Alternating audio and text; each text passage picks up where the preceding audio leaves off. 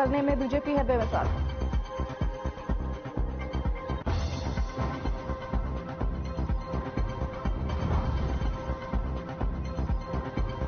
फरीदाबाद में घर के बाथरूम में मिला 3 साल के मासूम का शव। मासूम के साथ जताई जा रही दुष्कर्म की आशंका, पुलिस कर रही मामले की जांच।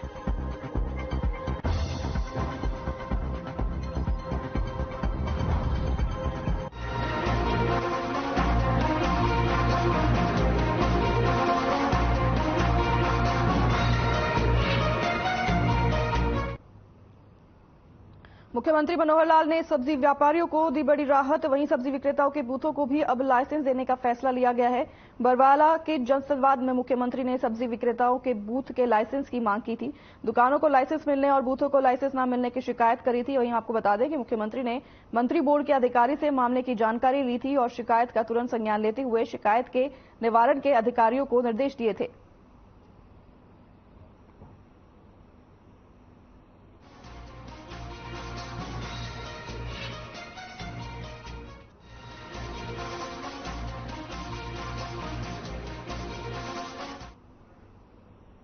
चंडीगढ़ में परिवहन मंत्री मूलचंद शर्मा और रोडवेज यूनियन के पदाधिकारियों के बीच हुई बैठक, जिसमें तमाम विषयों को लेकर चर्चा की गई। बता दें कि अंबाला में रोडवेज कर्मी की हत्या के बाद रोडवेज कर्मचारियों ने प्रदेश में चक्का जाम किया था। साथ ही हत्या के आरोपियों को गिरफ्तार नहीं करने से नाराज लोगों ने प्रदेश में चक्का जाम कर दिया था, जिससे लोगों को काफी परेशानी का सामना करना पड़ा है। वहीं परिवहन मंत्री मूलचंद शर्मा से हुई बातचीत के बाद रोडवेज कर्मचारियों ने हड़ताल को खत्म कर दिया है। बताया जा रहा है कि मंत्री के साथ कई विषयों पर चर्चा होने के बाद ये सहमति बनी है।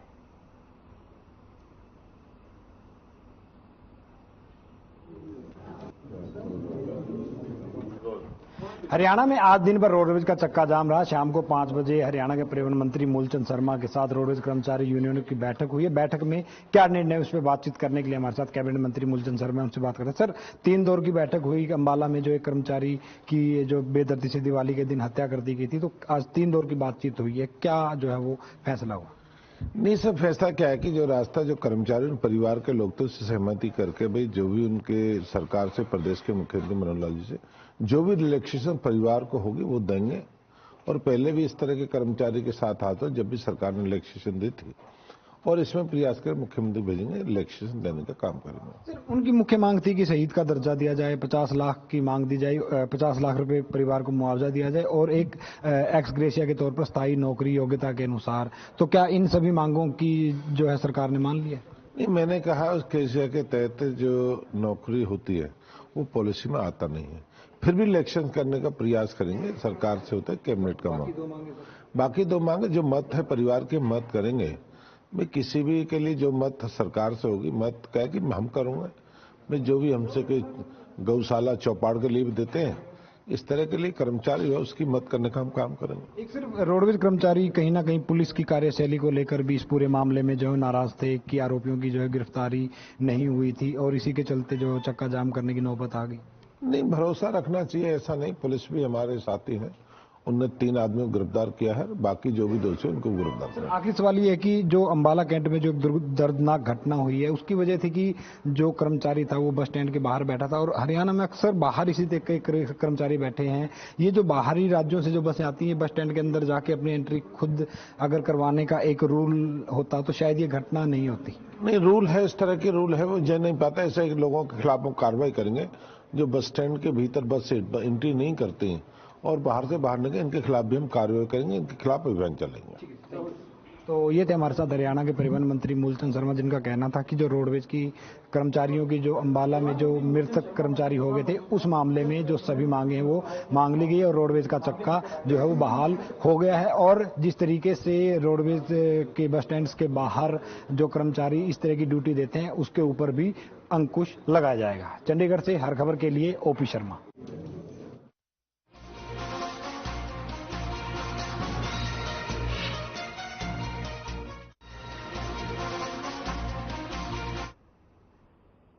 भिवानी पहुंची किरण चौधरी अपने स्वर्गीय पति सुरेंद्र सिंह चौधरी की जयंती पर बीजेपी सरकार पर जमकर बरसी। उन्होंने कहा कि मैं भी मानती हूं कि बीजेपी सरकार का हर साल बेमिसाल है, पर वो झूठे वादे, जुमले और बेरोजगारी में बेमिसाल है। इस दौरान मीडिया से बातचीत करते हुए कांग्रेस के दिग्गज नेत्री किरण चौधरी ने कहा कि सुरेंद्र सिंह आज भी लोगों के दिलों पर राज करते हैं और किरण ने कहा कि आज सुरेंद्र सिंह जिंदा होते तो वो हरियाणा के बेरोजगारी में नंबर 1 देखकर बहुत दुखी होते।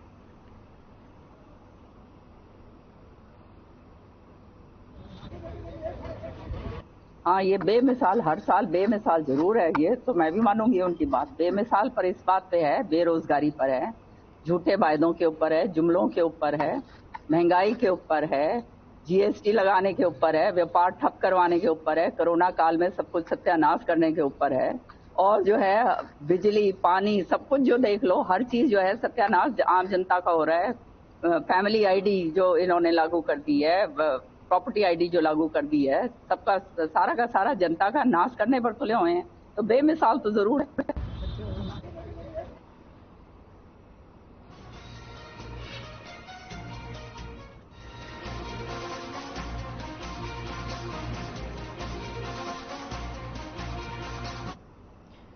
चरखी दादरी जिले के बौंदकला थाना क्षेत्र के गांव उण निवासी 25 वर्षीय युवक ने 6 महीने पहले ही एक गांव निवासी युवती से मई में प्रेम विवाह किया था। बताया जा रहा है कि उनके विवाह से लड़की के परिजन खफा थे। वहीं दोनों लड़के के गांव में ही रह रहे थे। चरखी दादरी में बेटी के प्रेम विवाह करने से खफा एक पिता ने भांजे और अन्य साथियों के साथ मिलकर पहले दामाद के कंधे में गोली मारी और फिर बेटी को गोलियों से छलनी कर दिया। दोनों ने 6 महीने पहले ही प्रेम विवाह किया था और वो अलग अलग गांव के रहने वाले हैं। वहीं आपको बता दें कि बौंदकला थाना पुलिस ने मामले की जांच शुरू कर दी है। हालांकि आरोपी पिता अपने भांजे और अन्य साथियों के साथ फिलहाल फरार है।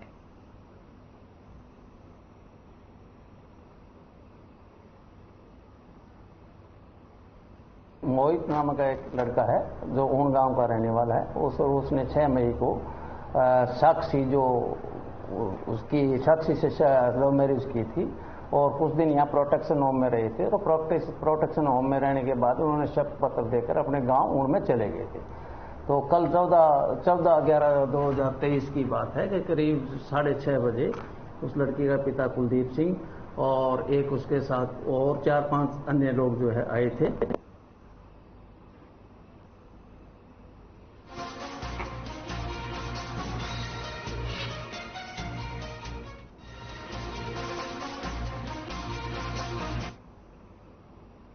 फरीदाबाद की राजीव कॉलोनी में 3 साल की बच्ची का ठेले में शव मिलने से इलाके में हड़कंप मच गया है। दरअसल 3 साल की बच्ची की गला रेत कर हत्या कर दी गई थी। वहीं बच्चे के परिजनों का कहना है कि बच्ची दोपहर को खेल रही थी, तभी अचानक गायब हो गई। वहीं पहले उसे आसपास ढूंढने की कोशिश की गई, लेकिन जब उसका पता नहीं चला तो पुलिस को इसकी सूचना दी गई। बच्ची की तलाश चल रही थी, तभी बाथरूम के अंदर एक थैला मिला और थैले के अंदर बच्ची की लाश पड़ी थी। बच्चे के मुंह में कपड़ा घुसा हुआ था, तो वहीं गला रेत कर उसकी हत्या की गई थी। बच्चों के साथ दुष्कर्म की आशंका भी जताई जा रही है। वहीं मामले की जानकारी मिलते ही पुलिस के तमाम आला अधिकारी मौके पर मौजूद गए और वहीं मामले की जांच में जुट गए हैं। पुलिस ने इस मामले में 2 संदिग्धों को हिरासत में लिया है और उनसे पूछताछ की जा रही है। पुलिस के मुताबिक बच्ची के पोस्टमार्टम के बाद ही असली कारण का पता चल पाएगा। बच्ची दोपहर को 1:30 बजे से लापता थी। उसके पेरेंट्स उनके मकान मालिक सारे ढूंढने में लगे हुए थे। पुलिस को रिपोर्ट भी की। पुलिस उस अवस्था में बताई कि आप ढूंढो, बाकी हम उन कोशिश करते हैं।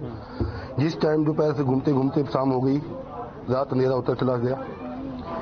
दौरान पुलिस वाले यहाँ भी थे, मौजूद थे। उस टाइम 8:30 बजे से 9 बजे तक पुलिस वाले मौजूद थे। बच्ची इस मकान का किराएदार आया नाइट 9 बजे। जब वो अपनी लैट्रिन बाथरूम गया, हाथ पैर धोने के लिए गया, तो बैग में डेड बॉडी पैक पाई गई है बच्ची की। कल 1:30 बजे के बाद से गायब हो गई। आप लोग कहाँ थे सर? हम लोग रूम में ही थे। अच्छा, हम रोज की तरह बच्ची आती जाती थी, बाहर हाँ, खेलती थी वो। तो उसके 5 मिनट बाद गायब हो गई। तो ये खोजने लगी, उसके बाद नहीं मिला तो हमको कही, तो हमारे पूरे मोहल्ला वाला मकान वाले के कहे तो सब आदमी खोजने लगे। उसके बाद फिर 4 बजे थाने पे गए, थाने में कहे और उसके बाद थाने में से फिर आए। फिर थाने वाले कहे कि खोजिए, उसके बाद आइएगा फिर हमारे पास। तो फिर 7:30 7:30 बजे करीब में गए तो थाने वाले उधर से आए, तो उधर चेक कर रहे थे। तो उसी में मकान में कोई आया तो वही हल्ला किया तो बता था।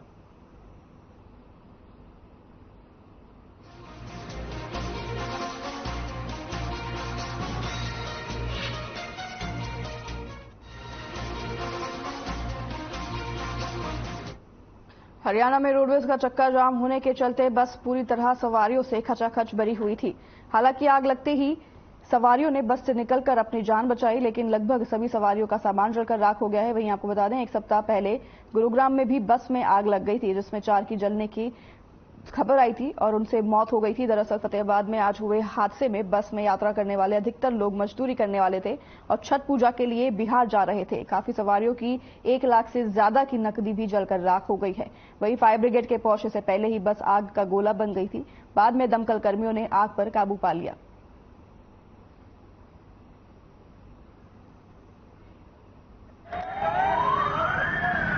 ये से जा रहे थे जी गांव। अच्छा, कितनी पैसे वगैरह थे? 35,000 रुपये थे, प्लस में सामान थे। कम से कम 60-70 हजार की नुकसान है जी। तो बाकी जान माल तो बच गया? हाँ, बच्चों में कोई खतरा नहीं हुआ। कैसे लगे ध्यान, पता लगा कोई आप कैसे? ध्यान तो बस वहाँ से ओवर ब्रिज के पास से गाड़ी चली, खटखटाहट थोड़ा सा महसूस हुआ। यहाँ आते ही कंडक्टर कहता भाई उतरो, गाड़ी में आग लगने वाली है। आग लगने वाली? हाँ, वो लग गई।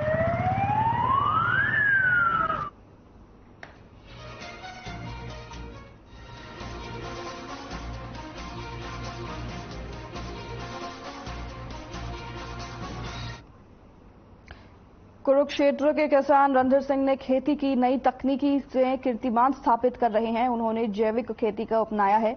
यहां तक कि अपनी मेहनत के दम पर लिम्का बुक में अपना 15 बार नाम दर्ज करवा चुके हैं। वहीं रणधीर सिंह घर के सामने पड़ी जमीन पर किचन गार्डनिंग करते हैं। रणधीर सिंह इस थोड़ी सी जमीन पर ही अन्य लोगों के लिए उदाहरण पेश कर रहे हैं। वहीं नई तकनीक से जैविक सब्जियों तो उगाते ही हैं, साथ ही शोधित बीज भी तैयार कर रहे हैं। वह जैविक तकनीक से कई तरह की सब्जियां तैयार कर रहे हैं। सब्जियों में गुणवत्ता बनी रहे, इसके लिए गोबर को देसी खाद प्रयोग में लाते हैं। उनकी सब्जियां जैसे कई प्रकार की हल्दी, आलू, 1 किलो वजनी लहसुन, 2 फुट करेला व 5 फुट की घिया भी शामिल है। रणधीर सिंह का यह जज्बा उन किसानों के लिए सार्थक संदेश है जो अपनी फसल में रासायनिक खाद का प्रयोग करते हैं।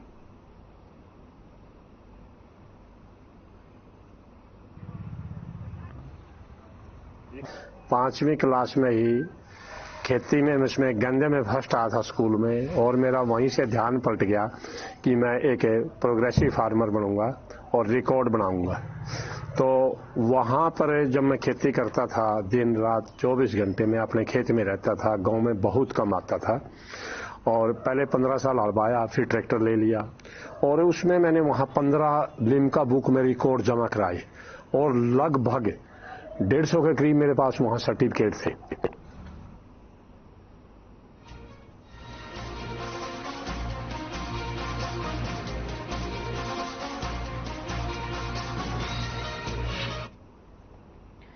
कुरुक्षेत्र में सूचना जनसंपर्क भाषा एवं संस्कृति विभाग हरियाणा चंडीगढ़ के मीडिया सचिव प्रवीण आत्रेय ने कहा, प्रदेश सरकार ने पिछले 9 सालों में व्यवस्था परिवर्तन का काम किया है।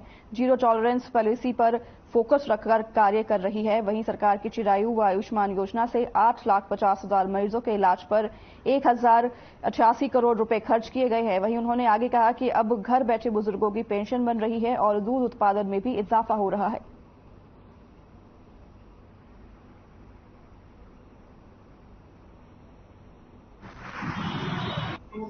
अगर किसी गरीब परिवार के अंदर कोई भगवान ना करे कोई ऐसा एक्सीडेंट या कोई ऐसा हादसा हो जाए, किसी की मृत्यु हो जाए या कोई अपंग हो जाए, 5 लाख रुपए तक का बीमा कवर उस परिवार को मिले। दयालु योजना के नाम से इस तरह की योजना माननीय मुख्यमंत्री ने दी। ऐसी अनेकों योजनाएं, बुढ़ापा पेंशन का हम सब जानते हैं कि बुढ़ापा पेंशन जो है 3,000 रुपए कर दी गई है। जिस तरह से बुढ़ापा पेंशन को बढ़ाया, और मैं पहले बता चुका हूं कि जो सामाजिक सुरक्षा योजना के जो आय सीमा थी उसको बढ़ा दिया था, जिससे कि बुढ़ापा पेंशन के लाभार्थियों की संख्या बढ़ी।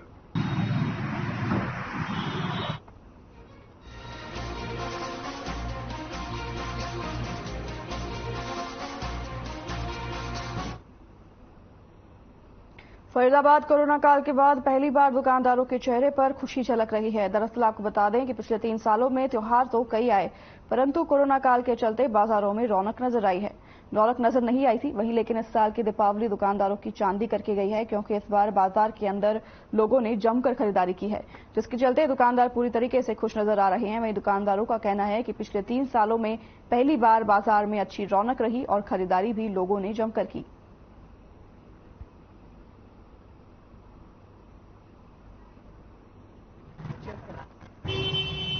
बहुत अच्छा है। किस किस तरीके की मिठाइयाँ खरीदी गई है, किस तरीके का व्यापार रहा है? बढ़िया मिठाई बिकी है, सही रही है। हाँ बढ़िया। और पिछले 3 सालों में अब की बार बहुत बेहतरीन रहा। बाजारों में भी अच्छी भीड़ रही, हर एक दुकानदार खुश है, हमारी लाइन का आदमी तो बहुत ज्यादा खुश है।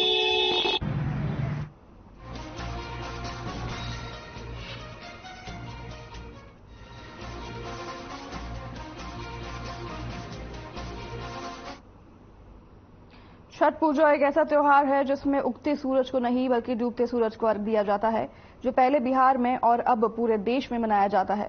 यूपी बिहार में रहने वाले लोग जहां भी होते हैं छठ पूजा पर्व को मनाने अपने घर जरूर जाते हैं। 3 दिवसीय चलने वाले ये पर्व लोग बड़ी धूमधाम से मनाते हैं। वहीं इन दिनों ट्रेन में बहुत ज्यादा भीड़ होती है, जिस कारण लोग महीनों पहले अपनी सीट आरक्षित करवा लेते हैं। इसी कड़ी में अंबाला छावनी रेलवे स्टेशन पर अपने घर जाने के लिए लोग कई दिनों से रेलवे स्टेशन पर रुके हैं और यात्रियों का कहना है कि उनकी रिजर्वेशन नहीं मिल पाया है, जिस कारण उन्होंने आम टिकट पर यात्रा करना चाहा, लेकिन पहले तो टिकट लेने के लिए लंबी लाइन और बाद में ट्रेन में जगह नहीं मिली, जिस कारण उन्हें 3 दिन हो गए हैं और स्टेशन पर बैठे, लेकिन ट्रेन में भीड़ इतनी है कि उन्हें ट्रेन में अंदर घुसने तक को जगह नहीं मिल पा रही।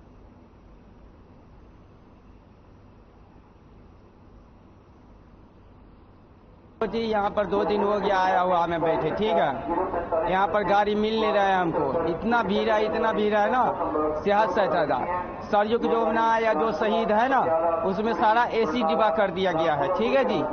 उसमें क्या क्या है, 2 डिब्बा जनरल और 2 ये कर दिया है। फुलटूसी देवी है। कल से हम लोग भटक रहे हैं, 6 बजे से लेकर अभी तक हम लोग नहीं जा पा रहे हैं, गाड़ी नहीं पकड़ पा रहे हैं। टिकट भी बनाया, टिकट भी नहीं, हम लोग को वापस कर दिया। बच्चे मेरा खाना नहीं खाया, कल से ऐसे भटक रहे हैं। मेरा नाम रामचंद्र है जी। मैं छठ पूजा के लिए अपना गांव जाना चाहता हूं बिहार, और टिकट नहीं मिला है। टिकट के वजह से हम यहाँ 2-3 घंटे से इंतजार कर रहे हैं। उन्होंने बताया कि रात को 9-10 बजे में जाके गाड़ी आएगी और तुम 8-9 बजे में टिकट कटवा लेना। तो हम 2-3 घंटे से इंतजार कर रहे हैं। कुमार पासवान बिहार का रहने वाला हूं। मैं मोहाली से बिहार जाने के लिए अंबाला आया हुआ हूं। अभी हमारे सामने से स्पेशल ट्रेन पूजा छठ जो है चली गई खाली बिल्कुल, और टिकट के लिए बोले, टिकट बनवाने के लिए तो 1300 रुपये मांग रहे थे।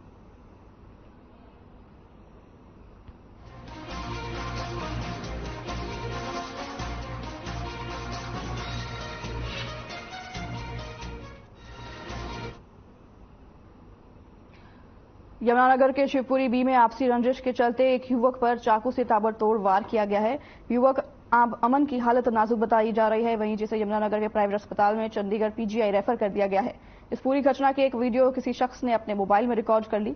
इस रूह कपा देने वाली वीडियो को जिस भी शख्स ने देखा उसके रोंगटे खड़े हो गए हैं।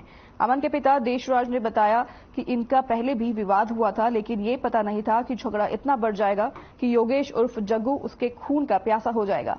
डीएसपी राजेश कुमार ने बताया कि हमने आरोपी योगेश को गिरफ्तार कर लिया है और उसने जो हथियार इस्तेमाल किया था उसे जब्त कर लिया है, और जिस व्यक्ति ने उसने यह हथियार खरीदा था उसे भी हमने गिरफ्तार कर लिया है।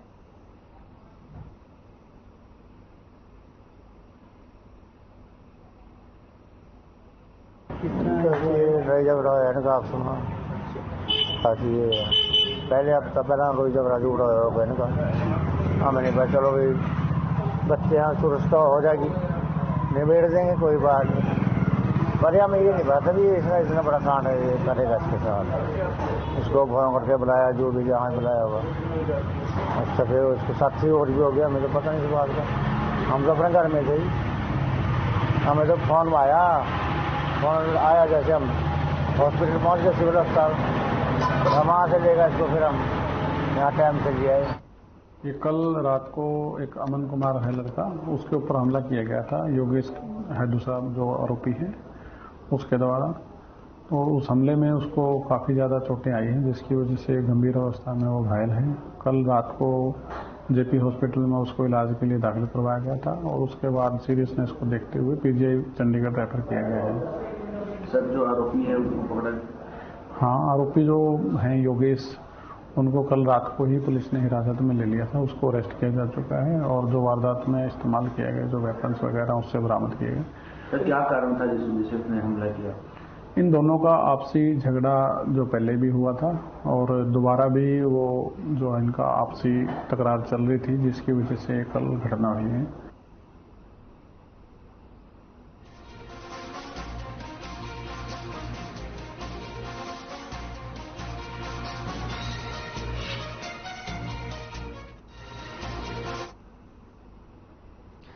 जिला नागरिक अस्पताल को सड़क पिछले कई सालों से जर्जर हालत में है। वहीं सड़क पर जगह जगह बड़े बड़े गड्ढे आए जिससे दिन हादसे को बुलावा दे रहे हैं। वहीं एम्बुलेंस चालकों को यहां से मरीजों को लाने ले जाने में काफी दिक्कतों का सामना करना पड़ता है। सबसे ज्यादा परेशानियों का सामना गर्भवती महिलाओं को अस्पताल तक आने में होता है। इस मामले में आला अधिकारियों से लेकर पलवल विधायक तक शिकायत की जा चुकी है, फिर भी किसी अधिकारी और मंत्री ने कोई सुध लेने को तैयार नहीं है।